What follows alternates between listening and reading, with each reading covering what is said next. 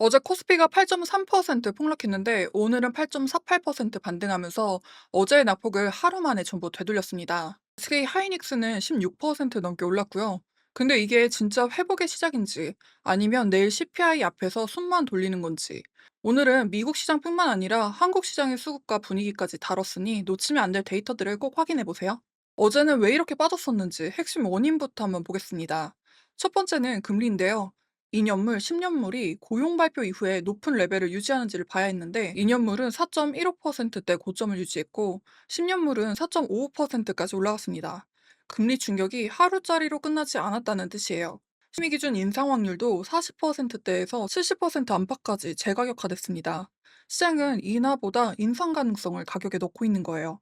골드만삭 기존에는 2026년 12월과 2027년 3월에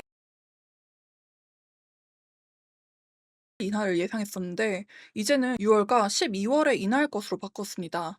강한 고용과 경제 활동이 이유입니다. 강한 고용은 몇몇 호재가 수반된 일시적인 현상이라 보는 견해들도 존재는 하는데요. 다만 지금까지 나온 데이터는 일시적이라고 판단하기는 어렵습니다. 차라리 호재가 더 많아야 하는 상황이에요. 어쨌든 올해 안에 금리가 내려온다는 기대는 크게 후퇴된 겁니다. 다만 골드만삭스도 금리 인상을 기본 시나리오로 보는 건 아닙니다.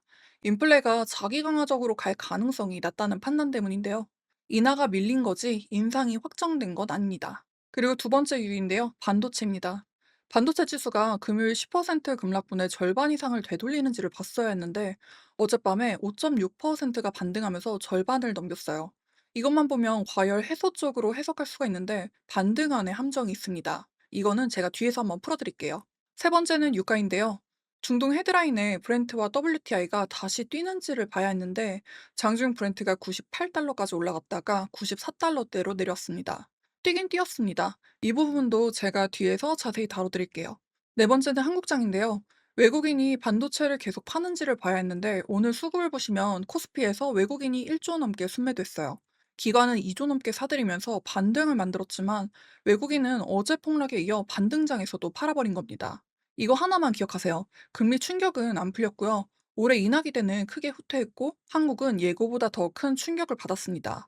반도체가 가장 강하게 반등했는데 이 반등이 진짜인지가 오늘의 핵심입니다. 한국 투자자에게 가장 긴급한 건 어제 코스피 충격이겠죠. 여기 좀 무겁습니다. 아까 말씀드린 한국장 내용 지금부터 다뤄드릴게요. 어제 코스피가 8.3% 급락하면서 7,484포인트까지 내려왔었어요. 6월 2일에 고점이 8,801포인트였는데 불과 며칠 만에 15%가 빠진 겁니다. 장중 낙폭이 커지면서 서킷 브레이커가 발동돼 20분간 거래가 멈추기도 했습니다. 삼성전자가 10.2%, SK 하이닉스가 7.7% 급락했었죠. 코스닥도 9% 빠지면서 천스닥이 무너졌습니다.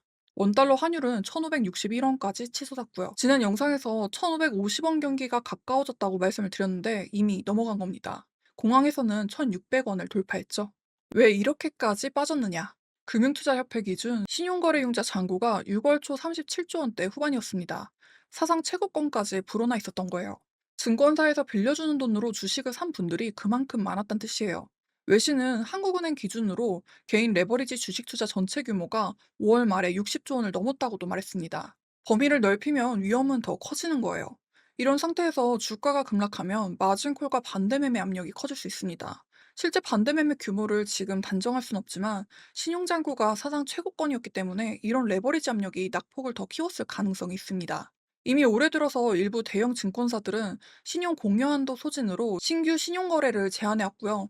한국투자증권은 6월 8일부터 다시 신용거래 신규 매수를 일시 중단했습니다. 금융당국도 긴급 성명을 냈고요. 지난주 반도체 지수가 2% 빠졌을 때 한국이 5.5%가 빠졌고, 거기에 10%가 빠졌으니 충격은 더 크다고 말씀을 드렸었는데, 실제로 금리, 환율, 외국인 매도에 신용청산까지 겹치면서 배수가 더 커진 겁니다. LS증권은 고점 대비 20% 이상 하락까지 검토해야 한다는 분석도 냈습니다.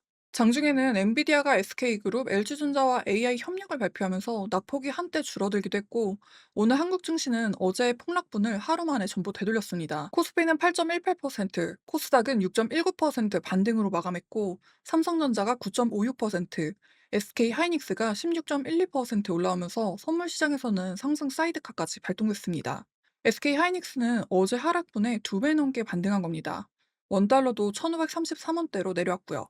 근데 이 반등을 누가 만들었는지를 봐야 하는데요. 코스피에서 기관이 3조 원 가까이 순매수한 반면 외국인은 2조 원 가까이 팔았고 개인도 1조 원 가까이 팔았습니다. 반등은 기관이 혼자 만든 거예요. 외국인은 아직 돌아오지 않았습니다. 한국 1분기 GDP도 전기 대비 1.8%, 전년 대비 3.8%로 상향 수정됐습니다. GDP 상향은 긍정적이지만 지금 시장은 펀더멘털보다 금리, 환율, 반도체 배터를 먼저 반영하고 있어요. 반등의 강도는 역사적이었습니다. 다만 기관만 사고 외국인은 계속 팔았다는 건 이 반등이 추세로 이어지려면 외국인 수급 전환이 확인돼야 된다는 뜻입니다. 달러 지수가 100선 부근에서 2개월 고점에 머무를 수 있거든요. 미국 달러 지수가 높으면 외국인 수급 개선이 제한됩니다. 기관 매수가 이어지고 외국인까지 순매수로 돌아서면 어제의 급락은 레버리지 정리로 마무리되는 그림이 됩니다. 확인할 건 내일도 외국인이 파는지, 순매수로 전환이 되는지예요. 반도체 지수가 5.6% 반등했다고 했죠. 근데 그 안을 열어보면 이야기가 달라집니다. 어젯밤 미국 증시는 S&P 500이 0.3%, 나스닥이 0.86% 올랐어요. 반도체는 금요일 급락분의 절반 이상을 되돌렸습니다. 인텔이 11.2% 올랐어요. 외신에 따르면 구글이 인텔에 2028년까지 300만 개 이상의 칩 제조를 주문했다고 합니다. 확정 계약인지는 추후 확인해 볼 수 있을 것 같고요. 마벨은 9.6%가 올랐습니다. S&P 500 편입이 확정되면서 패시브 수급 기대가 붙었고요. 편입일은 6월 22일입니다. 근데 같은 날 애플은 1.9%가 빠졌는데요. 애플의 연례 개발자 행사에서 시리 AI를 공개했는데 시장은 뉴스에 팔아라로 반응했습니다. AI를 발표했는데 주가가 빠진 거예요. 그리고 S&P 500 구성 종목 중 60%가 하락 마감했습니다. 지수는 올랐는데 종목 대다수는 빠졌다는 건 반등이 소수 대형 반도체에 집중이 됐다는 뜻이에요. 이거 하나만 기억하세요. 반도체 반등은 나왔지만 올라가는 건 개별 촉매가 있는 소수 종목이고요. 애플은 AI를 공개했는데도 빠졌습니다. 종목 대다수는 하락했다고 보셔야 돼요. 이건 AI 전체 회복이 아니라 AI 안에서의 선별입니다. 물론 반대 시나리오도 있습니다. 반등이 이어지면서 인텔, 마벨뿐만 아니라 엔비디아, 브로드컴까지 동반 강세가 나온다면 금요일의 급락은 포지셔닝 정리로 해석이 됩니다.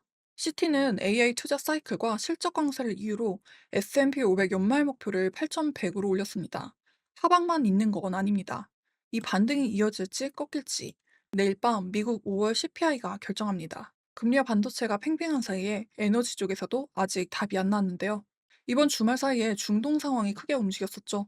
일요일에 이란이 이스라엘을 향해 탄도미사일을 발사했고, 월요일에는 이스라엘이 이란 남서부 마으샤르 석유화학 시설을 타격했습니다. 4월 휴전 이후에 에너지 시설이 공격당한 건 이번이 처음이에요.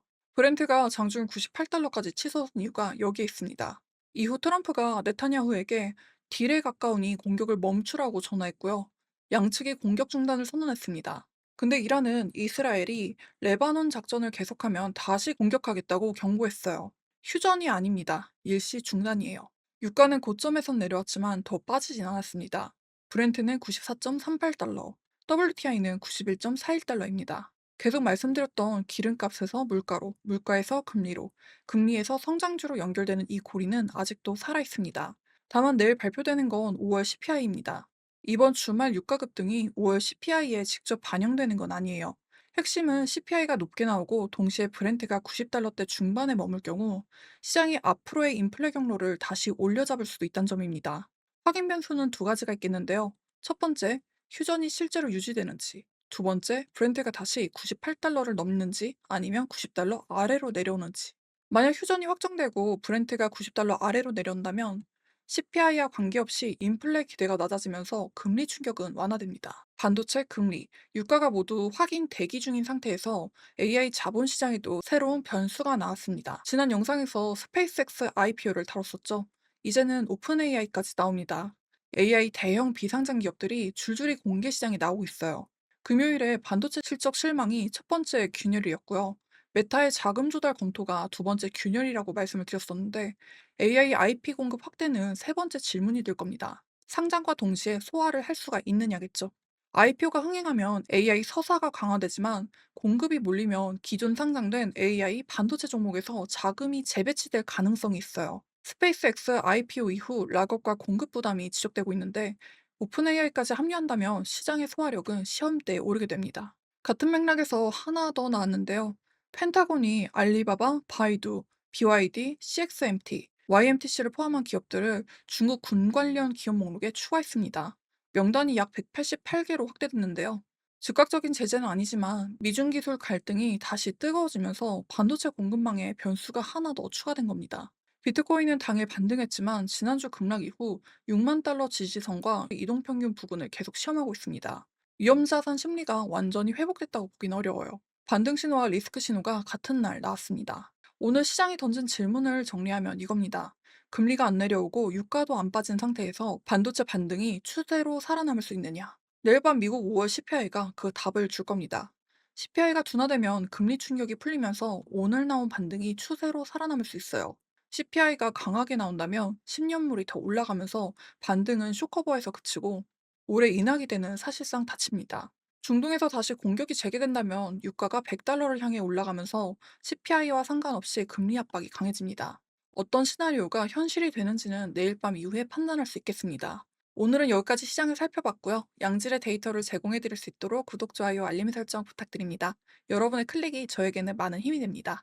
내일 또 꽉 찬 데이터로 찾아뵐게요. 감사합니다.